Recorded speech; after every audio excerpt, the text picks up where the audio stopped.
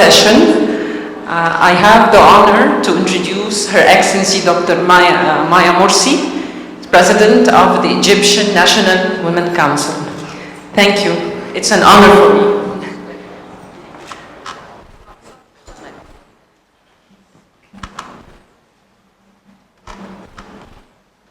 Of course, Your Excellency Dr. Maya, you know that this is the 4th Global Competitiveness Summit, Ambassadors Edition, and we are focusing on youth this edition. So we are focusing on the role of youth in enhancing global competitiveness. And when we come to youth, Egypt, 50% of youth are women. Right, are females, and they are the dynamo of the economy and the dynamo of our country. So maybe I'd like to ask you, through your work, you are doing extensive effort to promote the role of youth and women, especially in the economy, and what are the national policies that you target women with, and how do you empower them through your work and your efforts? Thank you very much, Esmat. It's a pleasure to be with you. I'm seeing my professors in the floor. I'm seeing colleagues and friends. It's really an honor to be selected by Global Trade Matters to be one of your speakers. Youth is a very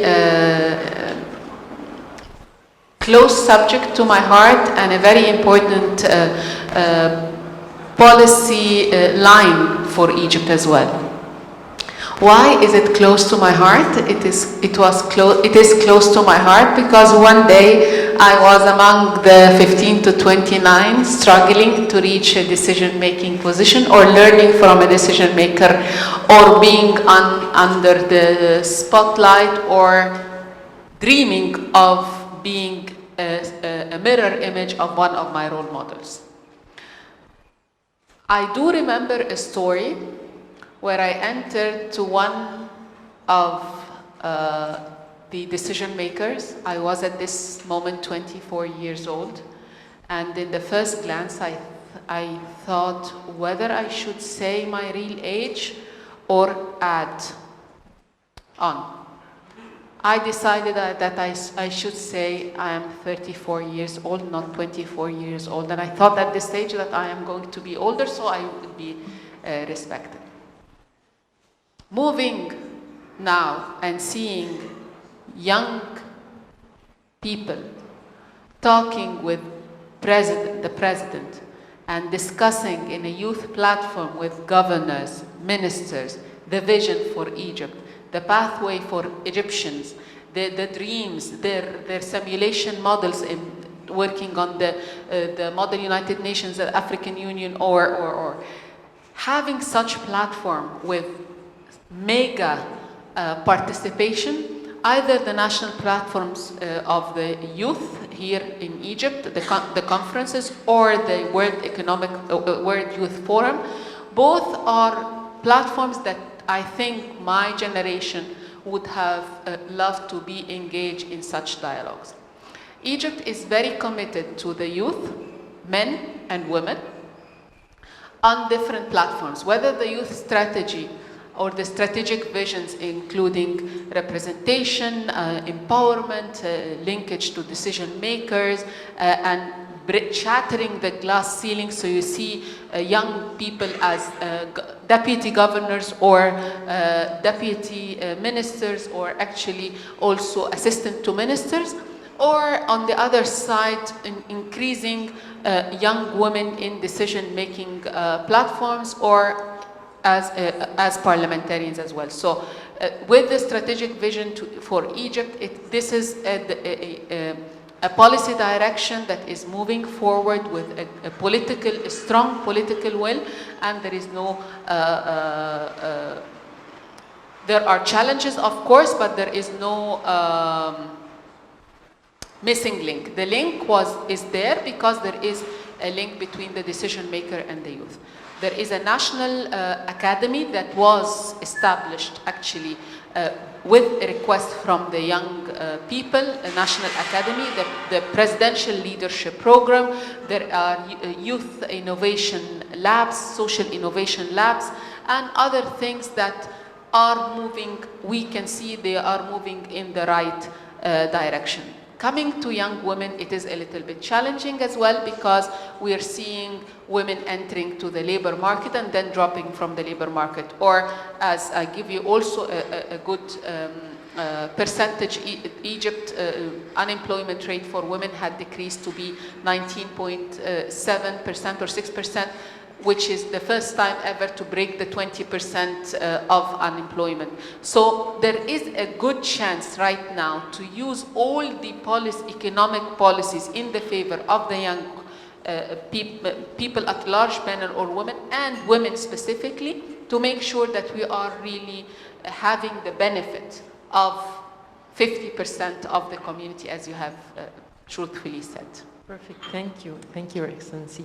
Another thing I would ask, it's maybe what you mentioned lately about the challenges. Yes, it's challenging, especially that still on the competitiveness and specifically youth well-being, okay, and youth development indices, maybe the gender issues still there. So what are the challenges? What do you see the main challenges facing females right now in developing and to empower them more? Is it the technical? Do they need vocational technical training, education, awareness? Do they need access to finance? What is the main thing? What is like the formula that you can give us to make them, maybe to improve the indicators? Okay.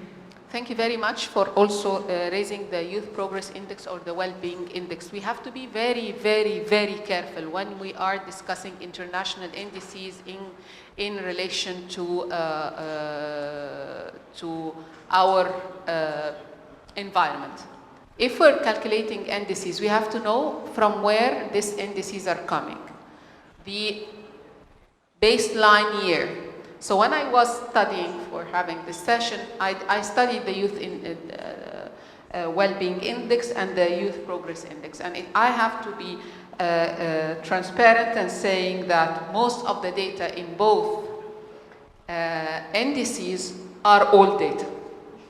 So if we're seeing, for example, it is calculated as the women unemployment rate as 24%. Right now it's 19.6%. If nothing is being mentioned about what activities, initiatives, and new programs that has been established in Egypt. The citizens' participation in the Youth Wellbeing Index is mentioned 3.5%, while actually with the calculations and research we have, it's 20%. The data about unemployment rate is calculated as 42%.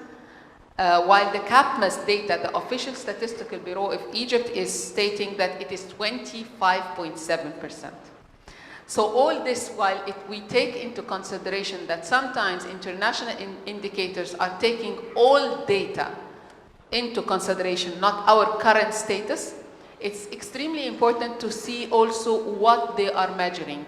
Measuring employment, discrimination, healthy well-being, education, access to knowledge, access to finance. All these are important for us, so we see where are the missing link, or where are we missing some actions. Coming to the formula, the major challenge for Egyptian youth is unemployment. When you see, on the other hand, the creativity of the younger generation, so you see that maybe we're missing an opportunity, we're missing coming up with encouragement and empowerment to open a startup, we're missing, are they missing a channel, so they know we have information, but the information is not tackled down to be knowledge, so they know where to go. I think the formula is empowering them, empowering youth, men or women, young women, to have access to knowledge, access to finance, access to different channels of support, The young men is having the courage to have a startup because they have to understand that the government is not employing. They have to understand that they have to come up to the market by themselves. And women, when they are entering to the market, dropping out of the job market is a missed opportunity. If Egypt, it was calculated by the several international study that if the unemployment rate of the Egyptian, the employment rate of the Egyptian women reached the same percentage of Egyptian men, so there is equality, Egypt national GDP will increase by 34%. So imagine the economists, the private sector, the government, we are missing 34% of our investment because we're not actually helping the 50% of the youth or the 50% of the population to have a strong market, job market role. So it's important that the young women would have the support system. The support system is not only including having a grandmother to take care of the kids. By the way, some generations right now have the mother and the mother working and the grandmother working. So a support system of child care is extremely important, and this is also proven by international studies. Any country that has more and more percentage of child care service or elderly care service, the percentage of women is increasing with a high percentage in the job market and in the employment market. So the recipe includes good training, right policies, which actually we have legislations and right policies, but also the support system where we are struggling right now to start and initiate is the right formula, not only for Egypt but for anywhere else. Egypt had declared 250 million Egyptian pounds for the first time ever in 2017 in the national budget for nurseries. So the Ministry of Social Solidarity is working on having more and more nurseries in addition to also elderly care. This is the care economy is the major obstacle in regard to increasing women in the labor market or young women in the labor market at large. Thank you very much. It's a very complete and comprehensive formula, sort of. Especially, even from the policies point of view, right? It includes all aspects. I'd like to ask you more of a question. Maybe you interact, of course, women here are a stakeholder with your council, of course, and you interact with many of them, as I might assume. Is it difficult to convince women, or do they have a change of kind of a mentality that they are adept and they can have jobs like men, like pilots, be pilots, astronauts, and have untraditional jobs, or it's difficult, or they go more towards the traditional jobs? And what do you think about that? Is there a change we can say in this? Yes, there is a big change. There is a big change between my generation and the younger generation. The younger generation are seeing that they can do any type of work, including entering to the army on equal footage with the men. They have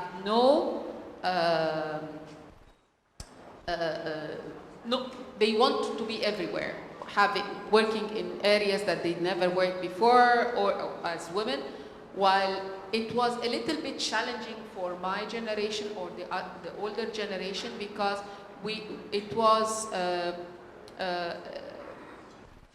there were a lot of glass ceiling and glass walls. So when you think of having a governor, before 2017, and my professor, Dr. Mona, is here, we were calling for having a governor for ages and ages, and we kept on hearing that this is a man's job. In 2017, we had the first governor ever. In 2019, we had the second governor and 5 deputy governors. All of them are not more than 35 years. So this is where we're seeing not only breaking the glass ceiling, so I want to be a governor, but also shattering the walls that were never thought by women to pass. Having the deputy governor of the central bank as a woman, having women in positions we were not used to have, I think is giving an ideational change or a different role modeling to the younger generation. We have right now 25% of the cabinet are women. So so you will see more and more younger generation are thinking high, so we can be ministers of different portfolios without even thinking only of the social aspects of the ministries. I was coming from a different event right now, and an international agency was saying that one asked Chancellor Merkel if by any chance men can be in her place, because they are seeing women in Germany as the leaders, and they did not think that men can take it. It's the same here. If you are giving women chances to be in different positions, you are actually bridging the gap with the younger generation who are ready to take positions, and we're seeing very highly qualified young girls and young women. I'm just begging any women decision maker, if she has younger generation with her, please give them the chance and don't let them face what you have faced. Pave the way and the road for them, and don't let anyone go out of the job market. Egypt is losing a lot if we're not, as women managers, supporting the younger generation. Thank you very much. A beautiful answer, and very motivating for the beautiful youth we have here around us, and the future generation that are coming. As you said, they should manage, they should be given the opportunity, and so forth. My last thing would be my comment about women, and because you know now the improvement in all aspects and in all sectors is moving towards a digital economy, a digital nation, and digital institutions. So are women as well, when you give them, when you put the policies, you take into account the digitalization and so forth, and what are maybe some of the most prominent initiatives that you're doing with this respect?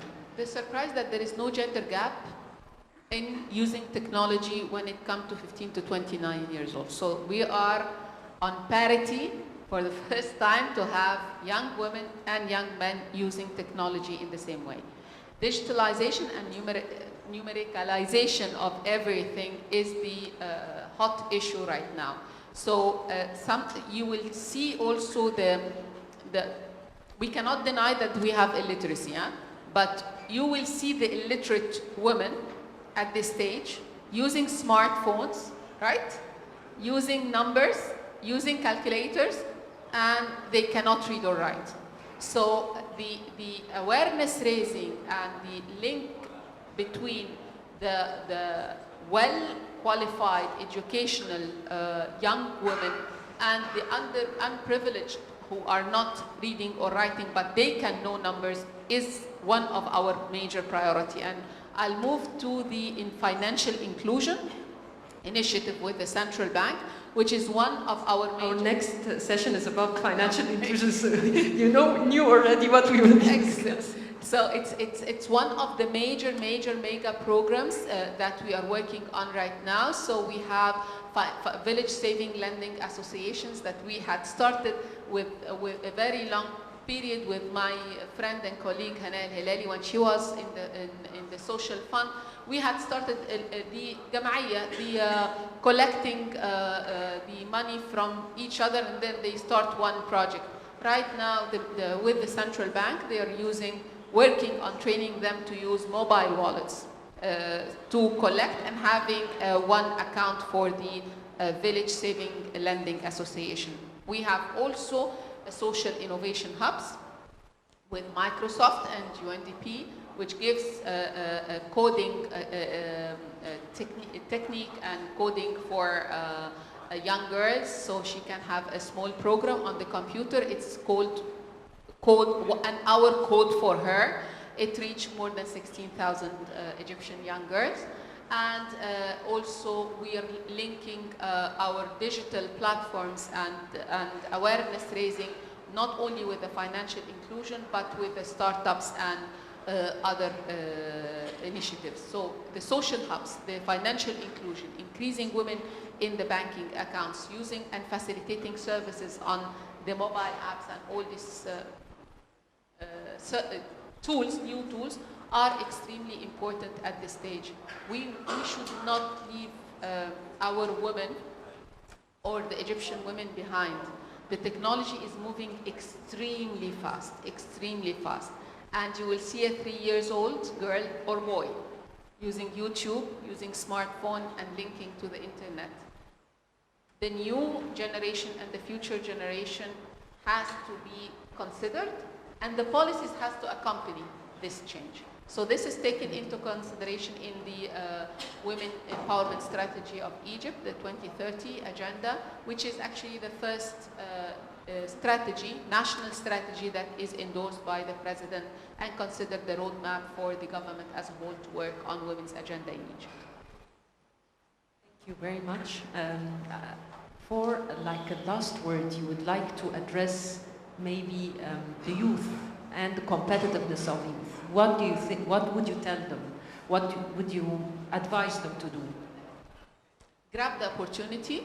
Youth has at this stage a big chance of success.